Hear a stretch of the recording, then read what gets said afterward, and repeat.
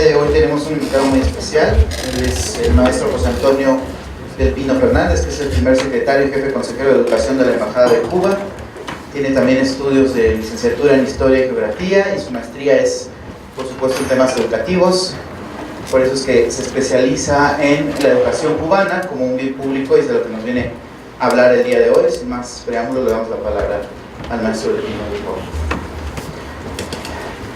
Bueno, reiterar las buenas tardes. Yo creo que agradecer la posibilidad de estar acá al doctor Sergio Cárdenas, director general del CREFAL, doctor Ramírez, y Veré, que me ha acompañado en parte de todas las actividades que hemos realizado aquí. Y para mí es un gusto personal estar aquí con ustedes. Esta es la tercera ocasión que yo visito el CREFAL, y cada vez que tengo esta posibilidad quedo impresionado y descubro todas las maravillas que hacen en esta institución. Y para ustedes, estudiantes, yo creo que es un honor y un orgullo también estar aquí recibiendo toda la capacitación y toda la preparación que los excelentes profesores y directivos de esta institución les pueden brindar. Y esta posibilidad de nosotros poder explicar y dar informar y poder intercambiar también sobre la educación en Cuba es también muy importante para nosotros. Yo creo que el conocimiento de los sistemas educativos nos permiten a nosotros nutrirnos de informaciones importantes para tomar las decisiones, y más cuando están cursando una maestría precisamente para poder conducir procesos educacionales, nosotros poder transformar la educación en un bien público, pero un bien público que después permita gestionar jóvenes adecuados, correctos, que permitan también conducir los destinos de nuestros países. Y hablo en países porque ya sé que en esta edición de primera edición de la maestría tenemos mexicanos, chilenos y un cubano, no se me queda nadie, ¿no? Con orgullo, y de Costa Rica, muy bien. O sea, de 4 países, por eso es importante conocer cómo funcionan los sistemas educativos. Nosotros con mucha modestia vamos a tratar de explicarle cómo es nuestro, por qué la educación en Cuba es un bien público. Más que explicar cómo funciona la educación, lo que nosotros hemos recibido de la educación, por qué la cuidamos, por qué la respetamos y por qué constituye uno de los principales logros de nuestro proceso social. Y hoy en el mundo buscar una información es muy sencillo. Yo recuerdo, lo comentaba en el intercambio con los compañeros de la biblioteca, del centro de documentación, cuando nosotros estudiamos buscar una información y tener acceso a bibliografía, a libros, era muy complejo. Había que incluso ir y apuntarse en un listado. Yo tal día vuelvo aquí a la biblioteca, necesito buscar este título, porque eran muchos los estudiantes que solicitaban la bibliografía. Hoy, a partir de todo el avance de la ciencia y la técnica, esto ha tenido un cambio importante. Y en muchas ocasiones los cambios no funcionan para la esencia de lo que es buscar información correcta, adecuada. Y usted pone Cuba en las redes sociales y de Cuba se habla mucho. En algunas ocasiones no se habla lo que nosotros quisiéramos que se conozca de Cuba. Y yo estoy aquí para hablarle precisamente de lo que nosotros queremos que se conozca de Cuba. Y dentro de ello está el bien público. Pero usted busca la información y es para nosotros un orgullo.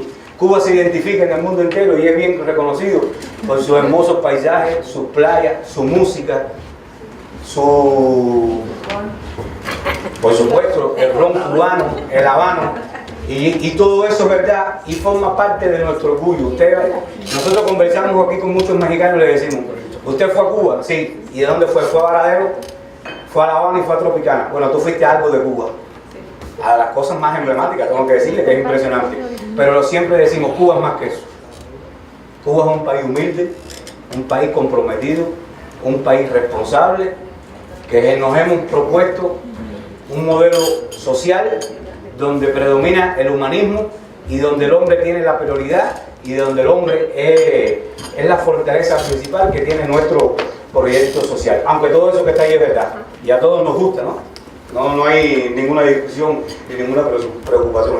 Cuba siempre fue un país bello, te lo tengo que decir. Cuando los colonizadores, o sea, cuando el descubrimiento de las Américas, y yo siempre digo descubrimiento, esa es la palabra que al menos en lo profesional no me gusta, cuando los europeos, porque tampoco fueron los españoles, esos son los errores que nosotros les transmitimos. O sea, vinieron con bandera española, pero venían portugueses, españoles, genoveses, franceses, blandos, o sea, de Flandes, o sea, de los europeos cuando llegaron aquí a las Américas no descubrieron nada. Porque cuando llegaron aquí, Tenochtitlán tenía más habitantes que Madrid, que París, con más higiene, con más cultura, o sea, era impresionante la ciudad que llegaron aquí y pudieron visualizar. Lo que pasa es que como son ellos los que escribieron la historia y los que tenían y los que dominaron en la conquista, se ha quedado en la continuidad lo que ellos quisieron que estuviera escrito en los libros. Yo recuerdo que en el año 1992, cuando se conmemoraban los 500 años del inicio de la conquista de nuestras tierras, se hablaba del encuentro de dos mundos. Y el comandante en jefe, Fidel Castro, dijo, no creo que sea encuentro, porque un encuentro es fraternal. Un encuentro es esto que estamos haciendo nosotros aquí. Conversamos, no. Intercambiamos, nos damos las manos, nos saludamos y nos decimos buenas tardes. Y precisamente los europeos no vinieron a un encuentro. Vinieron a acabar con la cultura americana y a destruir la historia que con muchos siglos se había construido en las tierras de nuestro continente, que posteriormente tuvieron, o sea, se le conoce como las Américas. Y a la llegada de los conquistadores, cuando Cristóbal Colón llegó a Cuba, el 28 de octubre de 1492, del paisaje europeo frío, bien complejo, después de tanto, o sea, de más de un mes de travesía, con situaciones bien complejas, y llegó a las playas de Cuba y se encontró con un paisaje paradisíaco, una playa de agua cristalina, desembocada de un río lleno de aves de colores, con una vegetación exuberante, verde, y con una población preciosa, porque nuestros aborígenes, las personas autóctonas de nuestra región son preciosas, no le quedó más remedio que escribir en su diario. Esta es la tierra más hermosa que ojos humanos hayan visto. Y eso está escrito ahí. Esa es Cuba. Desde que comenzó el hombre a poblarla, un país especialmente bello y muy hermoso, como también los cubanos. Pero Cuba también, siempre nosotros explicamos cómo es el contexto en el que se desarrolla, o sea, para llegar a la actualidad, ¿no? Porque uno tiene que saber de dónde viene para saber para dónde va. Y nosotros siempre explicamos cómo se forma la nacionalidad cubana y cómo se da, o sea, cómo llegamos a lo que es el cubano actual. Nuestro país también, o sea, al igual que México, sufrió las desgracias de la conquista. Prácticamente toda la población aborigen cubana fue exterminada a partir de que los europeos llegaron aquí buscando oro y en Cuba no encontraron oro. Cuba es un país que tiene muy pocos recursos minerales, dentro de ellos el oro no abunda, la plata no abunda, el bronce no abunda. Y en ese deseo de que se encontrara el oro y de poner a trabajar a los aborígenes cubanos, los exterminaron. Entre las enfermedades, los abusos, la discriminación y la barbarie que ocurrió, prácticamente fue exterminada la población cubana. Y o sea, decidieron para poder invertir entonces lo que sí tenía posibilidad en nuestro país, en la agricultura, a partir de todas las posibilidades del clima, de las tierras fértiles que nosotros encontramos en la ganadería, como prácticamente había quedado despoblada nuestro país. Comenzó uno de los hechos más horribles que ha ocurrido en la historia de la humanidad, que fue precisamente traer negros africanos para que pudieran trabajar en la agricultura y en la ganadería, de las principales actividades que comenzaron con el desarrollo económico de nuestro país. Y por supuesto esto trajo consigo un auge en el comercio muy impresionante, y ahí comenzó las producciones de nuestro desarrollo económico. O sea, la agricultura fue concentrada fundamentalmente en la producción de de caña de azúcar. Cuba llegó a ser uno de los principales productores de azúcar en el mundo, y por supuesto el excelente tabaco que se conoce hoy todavía como el habano. ¿Y aquí qué pasó?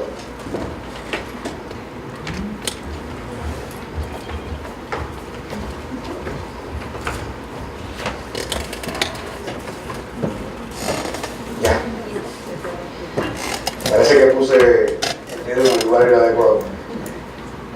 Y también nuestro país, a partir de todo este desarrollo económico que fue originándose, y al pasar de los años, como ocurrió en toda Latinoamérica, comenzaron los aires de independencia.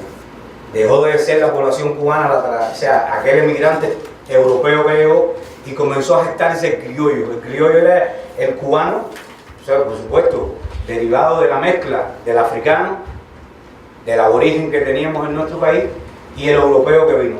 Y ese resultado trajo consigo la población cubana actual, que se conoce como el criollo. Y al igual que en todos los países de América Latina, comenzaron los deseos de independizarse de la colonia, en este caso de España. Es importante, yo siempre lo explico, que en este proceso Cuba comenzó más de 50 años después que los demás países de América Latina. Aquí les traigo un ejemplo, como hasta 1810, cómo era el mapa de América Latina, en 1800, después en 1810, cómo ya quedó conformado los países, o sea, un grupo de países de América Latina, y sin embargo Cuba 50 años después es que comienza nuestra gesta de independencia. Cuba fue el último país en independizarse de la colonia española en Cuba. No por gusto los españoles siempre dijeron, no lo vamos a perder, y Cuba fue podríamos decir, la corona de España aquí en América Latina. Y nosotros el 10 de octubre de 1868, con Carlos Manuel de Céspedes, como nosotros lo conocemos como el padre de la patria, le dio la libertad a los esclavos, y le dio la libertad no para que fueran libres, que este es un hecho importante, sino que le dio la libertad y los convidó a que se incorporaran a la lucha por la independencia de Cuba. Y muchos de los esclavos que fueron libres se incorporaron a la lucha de la independencia de Cuba. Ahí está la familia de los Maceos, ahí están Guillermo Moncada, o sea, un grupo de negros esclavos que fueron liberados y se incorporaron a las contiendas de la libertad por nuestro país. Y nosotros casi, en el año 1898, llegamos a obtener la independencia. Esta guerra de liberación contra el colonialismo español, la cual fue preparada por José Martí, y les tengo que decir que José Martí vino aquí a México, aquí preparó parte de la guerra de independencia de nuestro país, aquí conoció a lo que él llamó mi mejor amigo, el veracruzano Manuel Mercado, al cual le convido y los invito a que busquen la carta, que cuando Martí cae en combate, que tiene que ir a enfrentar a una columna española que lo sorprende en el campo de batalla, le estaba escribiendo una carta a este amigo de él. Y se conoce en la historia nuestra como la carta inconclusa de Martí a Manuel Mercado, donde hoy más que nunca tiene una vigencia impresionante lo que él le explica a Manuel Mercado, que se tiene que lograr con la independencia de Cuba, para que los Estados Unidos no caigan con fuerza sobre las tierras de América. Así le dice en su carta. Y precisamente con esa visión que tenía Martí de lo que podía permitir la independencia de Cuba, los Estados Unidos no lograron que Cuba fuera independiente de España. Y en el 1898, con un pretexto horripilante, a partir de la voladura de un barco norteamericano en la bahía de La Habana, que se conoce como la voladura del Maine, buscaron como pretexto intervenir en la guerra cubano-española.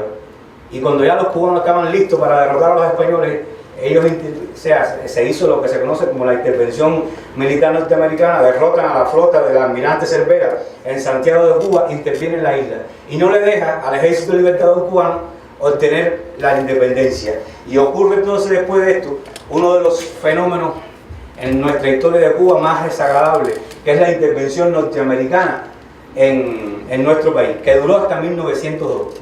Y en 1902 nuestro país pasa a ser supuestamente lo que ellos llamaron la República, pero tengo que decir que fue una época muy oscura, muy sangrienta, de mucha discriminación, de situaciones de vida bien complejas, donde Estados Unidos intervenía cada vez que ellos tenían la posibilidad y cada vez que ellos querían.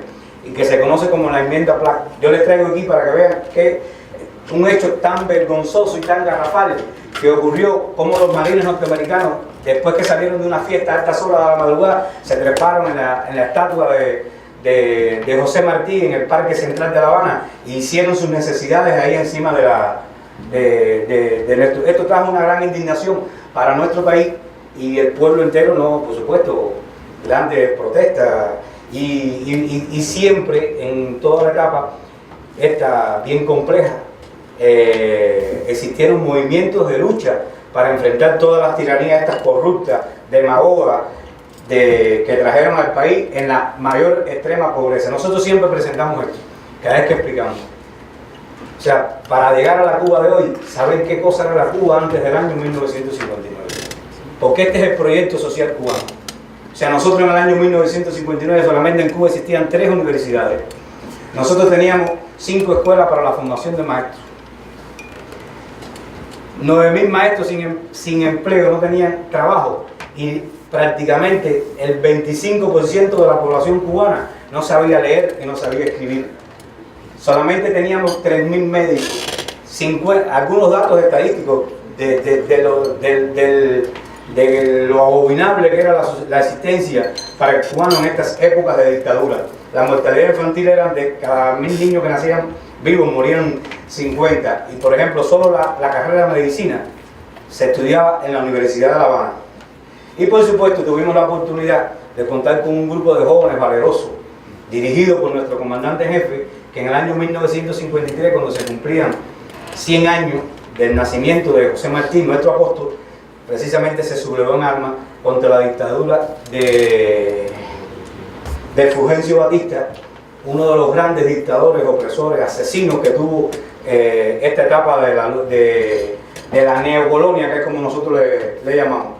Y el resultado de 1959, como bien lo explicó el comandante, o sea, un país totalmente devastado.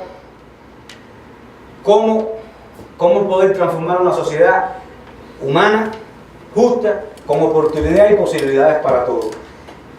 Y nuestra revolución socialista, marxista, pero sustentada en el ideario martiano. Siempre ustedes me han visto que en varios momentos siempre menciono a José Martí, porque ahí también está la esencia de nuestra revolución. Y en una de las obras completas, José Martí, o sea, de las principales obras que escribió, dice: la educación es como un árbol, hombre recogerá quien siembra escuela. Y precisamente ese es el proyecto social nuestro.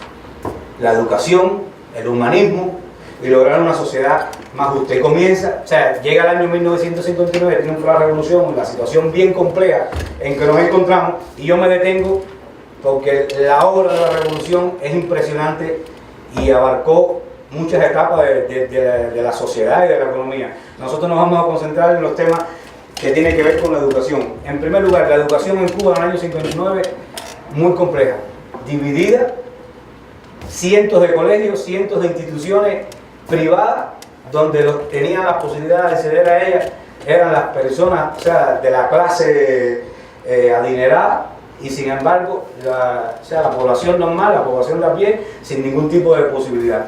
Y una de las principales medidas que tomó la revolución fue la reorganización del Ministerio de Educación, y con la ley 680 del año 59 se acordó que la educación fuera un bien público, y un bien público donde todos tuvieran la misma posibilidad, la misma oportunidad, con la misma, o sea, justicia, con la equidad que debe llevar un proceso educativo, donde todos tengan acceso y tengan la misma posibilidad de acceder a él. Y por supuesto, para poder hacer una obra tan grande, o sea, se necesitaban con recursos logísticos, o sea, logísticos que permitieran acceder a que todo, o sea, que la ley que se había formulado tuviera los elementos, pudiéramos decir, administrativos que complementaran dónde llevar los estudiantes a las aulas. Y les tengo que decir que es una situación bien compleja, ¿dónde hacer escuela? Y el comandante tuvo una idea maravillosa. Los lugares más discriminados que tenía la dictadura, donde se asesinaban, donde se torturaban a los jóvenes revolucionarios, y vamos a convertir los cuarteles en escuelas.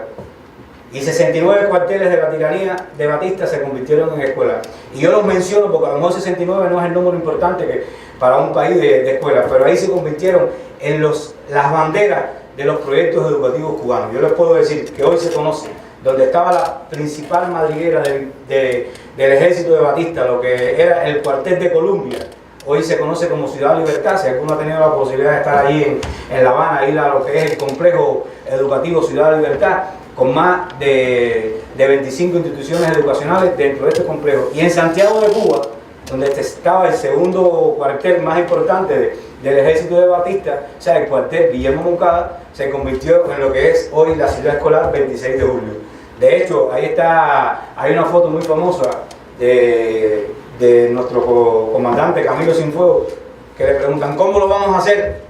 Y él busca una mandarria, y está la foto de él dándole mandarria a los muros del cuartel de Columbia. Dice, los muros cayeron, y así mismo se quedó en la historia, como una lectura que se estudia en las obras de la historia de Cuba. Los muros cayeron cuando precisamente este cuartel de la tiranía se convierte en escuela. Y posteriormente, nosotros, y esto lo conversamos aquí en varios lugares, con personas, con presidentes municipales que me dicen, yo quiero alfabetizar a las personas de mi municipio. Y yo le digo, correcto, vamos a buscar los proyectos, vamos a ver cómo lo vamos a hacer, pero tienes que invertir en la educación, porque tú no haces nada con alfabetizar a las personas, y los niños que tienen que ir a la escuela no van a la escuela en 5 años, entonces tú vas a tener los mismos analfabetos. Y precisamente después de toda la organización que se le dio al Ministerio de Educación en Cuba, que se logró que la educación fuera un bien público, que tuviera acceso todos los niños, en el año 1960, en una intervención magistral del comandante en Nueva York, en la ONU, él fue a explicar qué cosa era la Revolución Cubana. Y de los principales aspectos que él explicó ahí, en un discurso que todavía se recuerda con mucha impresión, dijo, vamos a lograr ahora que Cuba sea un país libre de analfabetismo. Y precisamente en el año 1961 se organizó lo que pudiéramos decir que es uno de los principales hitos en la historia de la educación en nuestro país y bandera de nuestra revolución. Se creó la campaña de alfabetización. ¿Qué cosa fue la campaña de alfabetización?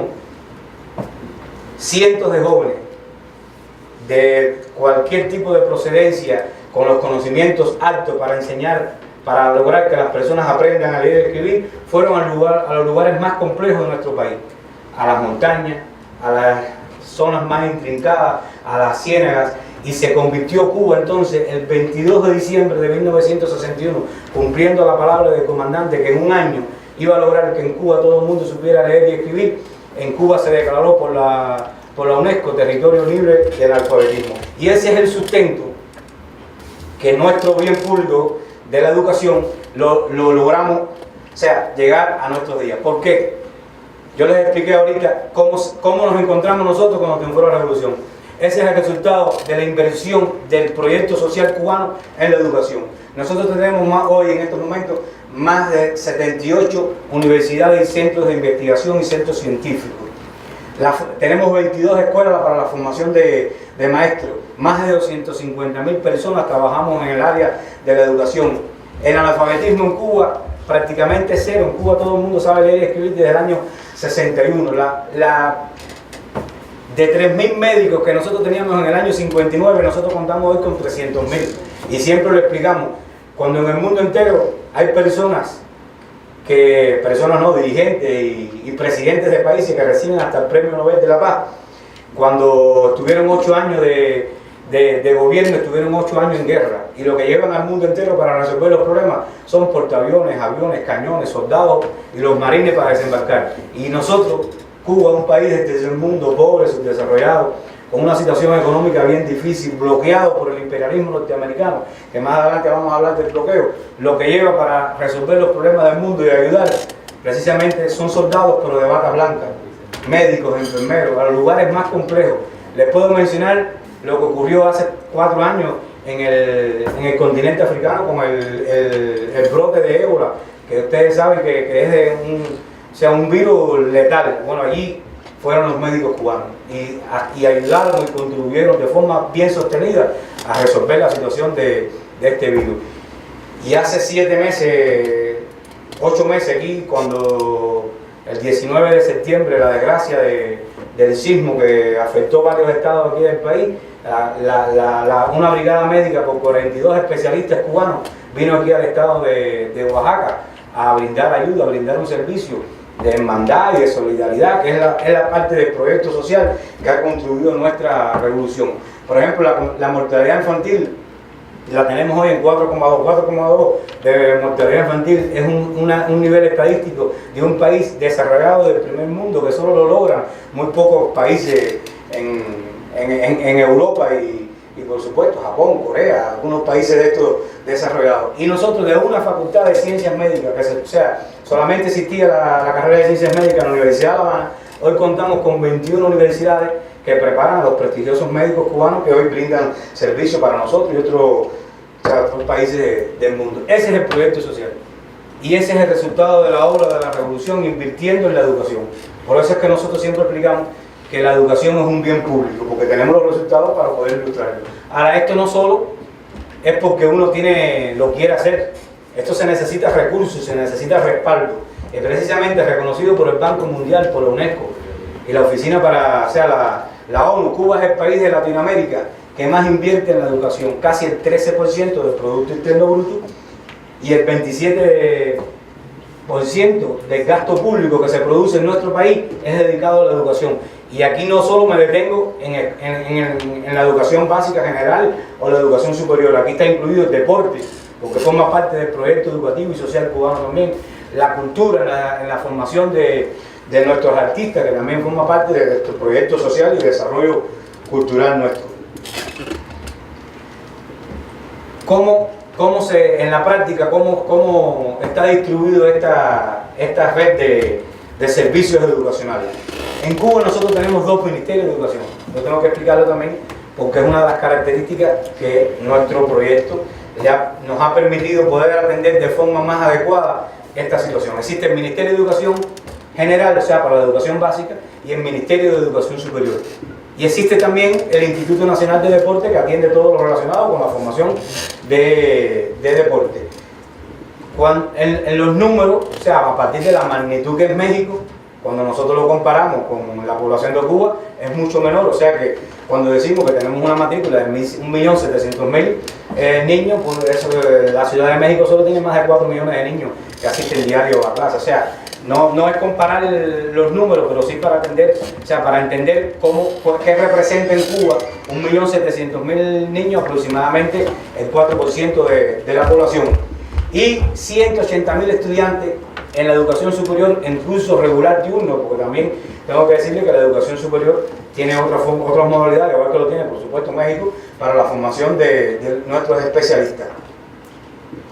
Ahora, la estructura del sistema educativo en nuestro país, y aquí yo me detengo, ya son un aspecto un poco más técnico ya.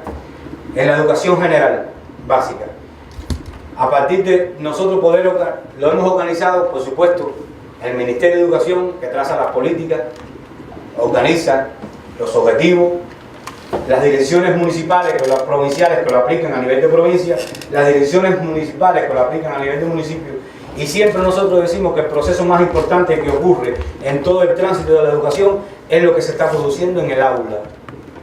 El aula, el maestro que dirige un proceso contra 10, contra 15, contra 20 estudiantes, esa es la actividad fundamental que se desarrolla en el proceso educativo cubano, aunque tenga un Ministerio de Educación, una dirección provincial, una dirección municipal y por supuesto la estructura de la escuela. Y nosotros hemos logrado que en la estructura de la escuela se comprenda que el principal metodólogo, el principal responsable que dirige el proceso docente educativo en la escuela sea el director de la escuela.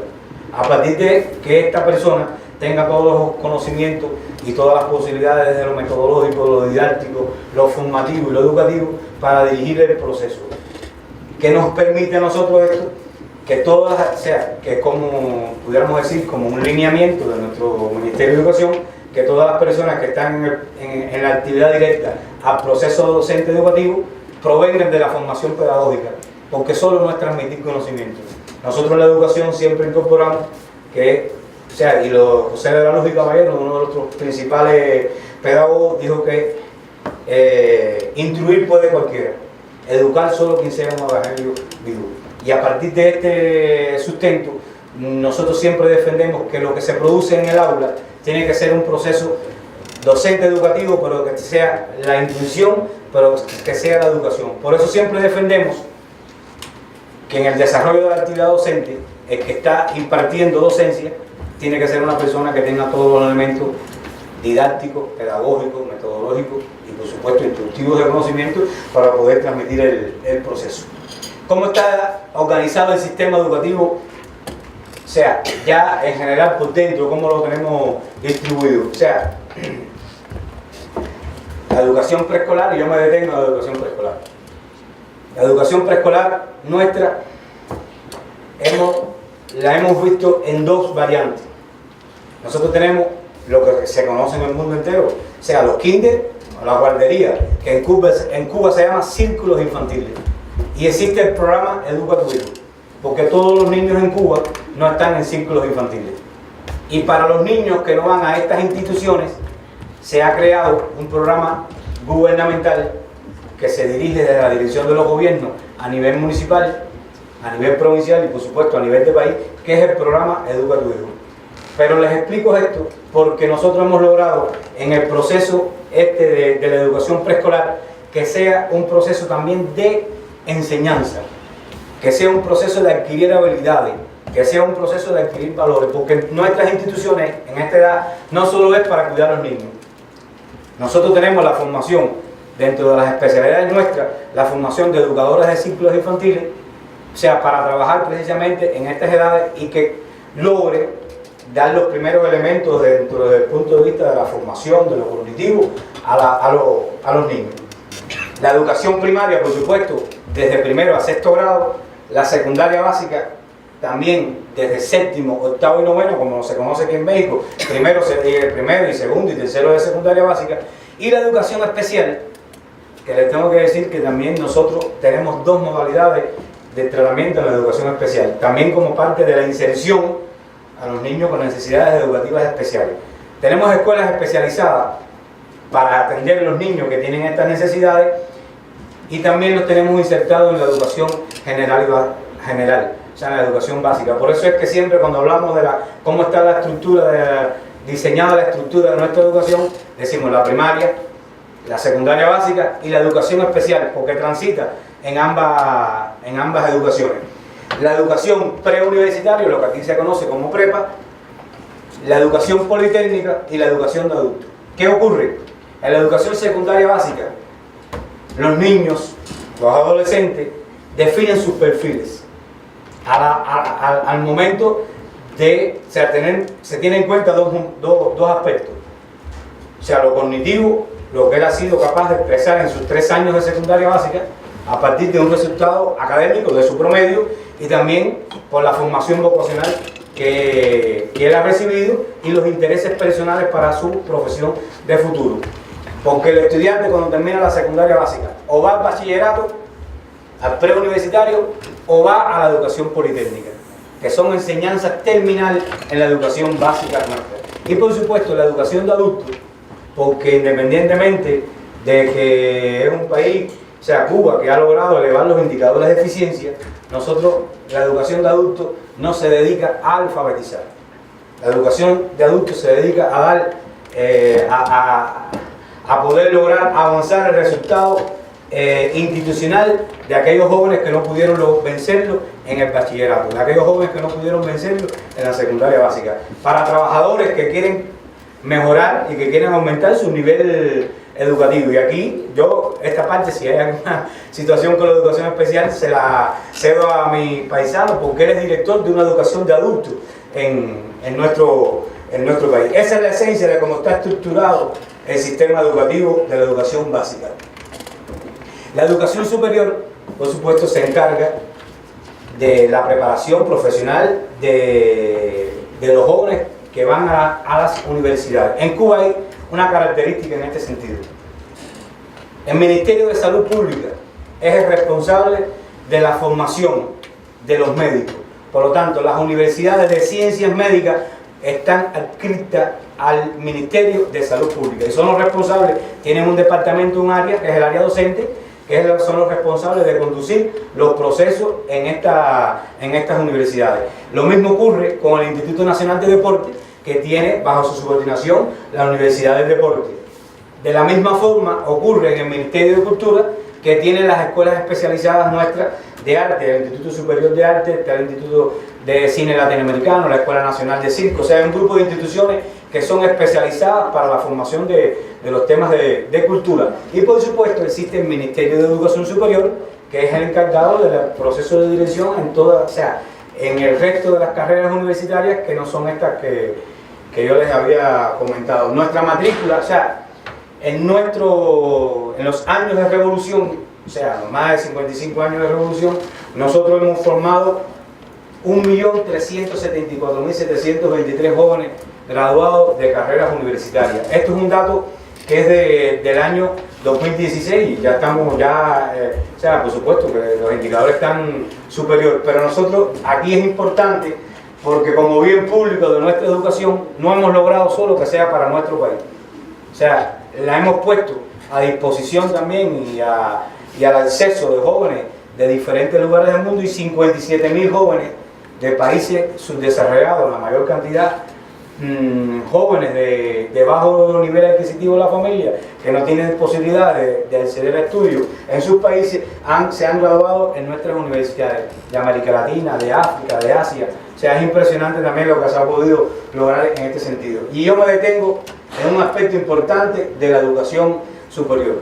Cuando egresa, por resolución, o sea, también normado por aprobado en los consejos del ministro nuestro, todos los jóvenes que se egresan de las universidades nuestras tienen asegurado una plaza laboral y en el perfil que se graduó. Nosotros eso lo defendemos también como una de las posibilidades de acceso y de incorporación de los jóvenes para poder brindar un servicio después que reciben el conocimiento, lo pongan a disposición de los proyectos sociales que nosotros tenemos. Si usted se graduó en economía, va a trabajar en un lugar asociado a lo que usted estudió. Si usted estudió para maestro, va a ir a trabajar en una escuela. Y así sucesivamente ocurre en todos los perfiles. Y un dato impresionante que nosotros siempre aportamos en este sentido, o sea, el 71% de los hombres y el 77% de las mujeres con 19 años o más está cursando estudios universitarios o ha estado o es egresado de la universidad. Eso como parte también del desarrollo alcanzado en los niveles escolares. Y siempre esta explicación que traemos aquí, porque hay que verlo en magnitud. Si los indicadores no se reflejan en magnitud, es muy difícil comprenderlo. Y la situación es bien compleja en el mundo hoy. Usted va y busca la información sobre los mejores resultados en la educación actualmente en el mundo y vienen los ejemplos de Corea del Sur, de Finlandia, de Singapur. Y por ejemplo, en Corea del Sur y en Finlandia, un joven como promedio puede estudiar 15 años. ¿Qué quiere decir esto? Esa es la media. Que si usted saca la cuenta de primero a 12 grados, o sea, bachillerato, son 12 grados y 15, llega hasta casi cuarto año de universidad. Pero cuando usted viene a la situación de África, es por eso que nosotros reflejamos la educación en Cuba como un bien social. Usted va a África y el promedio de estudio de un niño es de 5,8 años. ¿Qué quiere decir eso? Que apenas no llegan a alcanzar el 6º grado de la primaria. La situación en América Latina, podríamos decir que también muy parecida. Estudian como promedio un niño en América Latina 6,1 años. ¿Qué quiere decir esto? Que apenas rebasa la educación primaria. América Latina, con todas las diferencias que puedan existir en lo que es la educación en Chile, en Argentina, Uruguay, Costa Rica, y lo que podemos encontrar después en El Salvador, en Honduras, en Guatemala, en Panamá. O sea, bien complejo la situación de nuestra área. En Cuba, el promedio de estudio de un joven es 14 años, o sea, 12 hasta la educación general y 2 años más como promedio está, o sea, casi llega, como promedio un joven cubano llega hasta tercer año de estudios universitarios. Y, o sea, cómo la educación cubana ha podido, impactar en estos indicadores a partir de lo que se propone lograr por los organismos internacionales. En el año 2000, la oficina de la UNESCO, o sea, para todo el desarrollo de la educación, la ciencia y la cultura, propuso metas para alcanzar en el año 2015. Meta para los países pobres, por supuesto, no estamos hablando aquí de países desarrollados. Y estos 6 objetivos, a los cuales yo voy a hacer referencia 5, ¿cómo se encuentran? ¿Cuál fue lo que se propuso por la UNESCO? ¿Y qué es lo que ha alcanzado Cuba? Porque nosotros siempre, cuando explicamos esto, siempre decimos, nosotros tenemos situaciones bien complejas desde el punto de vista económico, que ojalá y fuera Cuba el país en el mundo que la tuviera. Y yo siempre le digo, los problemas económicos no son de Cuba, si fueran de Cuba el mundo fuera una felicidad. O sea, porque precisamente nuestro proyecto social lo hemos dedicado y lo hemos invertido en el desarrollo de la sociedad, en el desarrollo de la población. O sea, dice el objetivo número 1, extender y mejorar la atención de la educación en la primera infancia al 80%. Y aquí, de lo que estamos, o sea, en esta modalidad de maestría que se está cursando aquí es importante, porque nosotros los docentes no podemos permitir que los números, los porcientos nos confundan. Y siempre me detengo en eso. Usted va a cualquier indicador de una empresa y dice, la empresa cumplió el plan al 98%, y dice, y después que sea del 90% para arriba, es bien. Y yo creo que sí, que puede ser bien. Lo que pasa es que en educación, cuando usted dice el 98%, está dejando un 2%, pero no de producción, sino de niños que no vencen los objetivos. Pero ahora vamos a ponerle una familia. La familia que caiga en el 2%, para esa familia es el 100%, porque ella tiene un solo hijo o tiene 2 hijos. Y si no están entre el 98%, para ella no hay ningún bien social, ningún proyecto social, ni ha logrado ningún beneficio. Y lo digo porque la meta que puso la UNESCO, no que la UNESCO sea mala, ¿no? Es que después de hacer un grupo de evaluaciones por expertos, dijo, porque las metas y los objetivos tienen que ser cumplibles, tienen que ser retadores, tienen que impulsar, tienen que comprometerte, pero tienen que ser cumplibles, porque uno no puede ponerse una meta que no la vaya a cumplir, que sea una quimera y que no vaya a lograrla nunca. Digo, lo que se puede lograr en el mundo, si hay voluntad política, es que se atienda al 80%, y así estamos mejor. Pero está decantando, fíjense qué cosa más compleja esta, que hay un 20% de niños, de acuerdo a la población de la edad preescolar que pueda existir en este momento, estamos hablando de millones de niños que no van a ser atendidos. Esa es la complejidad de los porcientos. O sea que el 80% si se logra está bien. Cuba lo tiene logrado el 100%. Lograr la universalización de la enseñanza primaria, que se logre el 95%. Saquen cuenta de niños entre 6 años y 11 años que se queden el 5% en el mundo. ¿Cuántos pudieran ser que se quedan sin terminar o sin acceder a la educación primaria? En Cuba se logra el 100%. Y garantizar que jóvenes y adultos tengan igualdad de oportunidades, acceso al aprendizaje y adquirir competencias que los preparen para la vida. En Cuba lo tenemos logrado ya hace muchos años a un 100%.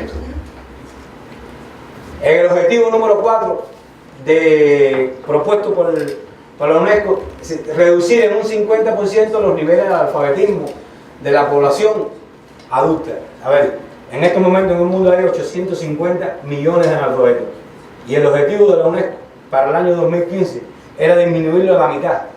O sea que todavía, con todo el esfuerzo que se iba a hacer, iban a quedar casi 400 millones de personas que no iban a aprender a leer y escribir. Bueno, en Cuba, desde el año 61, lo alcanzamos al 100%.